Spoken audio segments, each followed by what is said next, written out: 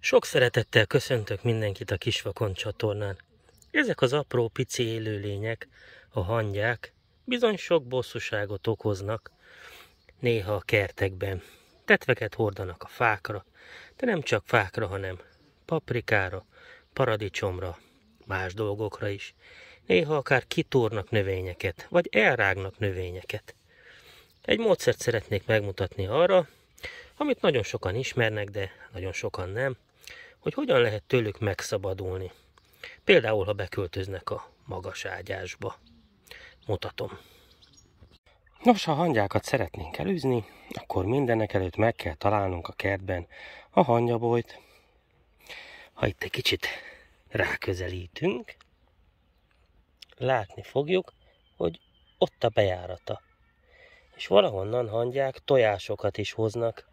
Ez azt jelenti, hogy pont ide készülnek költözni. A hangyákat azért nem nagyon szeretjük a kertben, mert feljárnak a növényekre, és támogatják a levéltetveket. Ez meg senkinek se jó, mikor már azt várjuk, hogy nőjenek a zöldségek.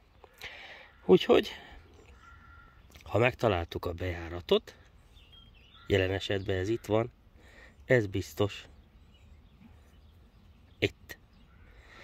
Akkor rá kell vennünk a hangyákat, hogy költözzenek el onnan. Erre a legjobb megoldás a következő. Itt van egy nagyobb méretű cserép, körülbelül olyan 20-21 néhány centiméteres cserép lehet. Ezt megraktam közönséges kerti földdel.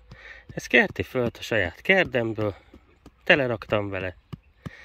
Ezt a cserepet fejjel lefelé rá fogjuk borítani ide a hangyaboly fölé. Hogy mit érünk el vele, mindjárt elmagyarázom. De egyszer tegyük meg, amit meg kell tennünk. Tegyük a hangyaboly fölé a cserepet. Ide. No tehát, ide szeretnénk tenni. Itt a cserép. Valamivel a tetejét leborítjuk. Én most erre ezt a rozsdás vaslemezt fogom használni. Ráfogjuk, és fejjel lefelé megfordítjuk a cserepet. Ígyni. Ezután letesszük a helyére. Ez az. Pontosan a hangyaboly fölé, egészen pontosan eligazítjuk. És innentől fogva semmilyen más dolgunk nincs, csak itt felejteni olyan 1 hétre, 10 napra. Elmondom, mi fog történni. Aztán persze meg is mutatom. Na hát újra itt vagyok, most már teljesen meggyógyultam. Az a helyzet, hogy hát 1 hétig akartam én ezt itt hagyni, de 2 hét lett belőle, ugyanis folyamatosan esik az eső. De a folyamatosan a szó szerint kell érteni. Úgyhogy 2 hete itt van a cserép. Most vegyük el, és nézzük meg, hogy mi van vele. Megint csak idehoztam ezt a lemezdarabot, alátolom, és felállítom a cserepet.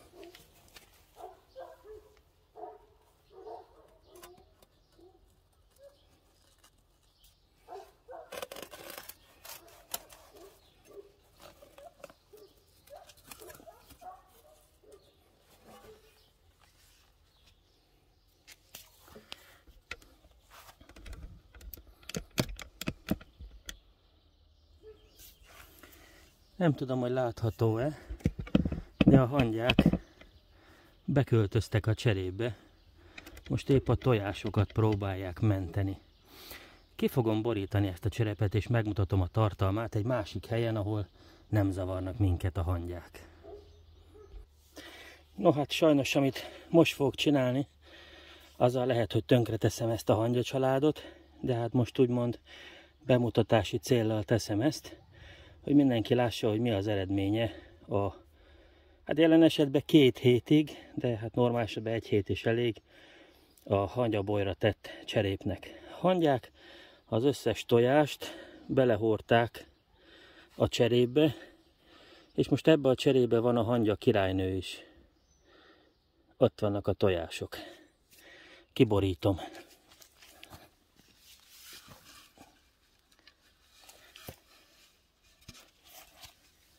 Ott vannak a hangyatojások, és bizony ez mind hangyatojás, amit itt látunk. Gyakorlatilag ezeket most a hangyák biztonságba fogják vinni.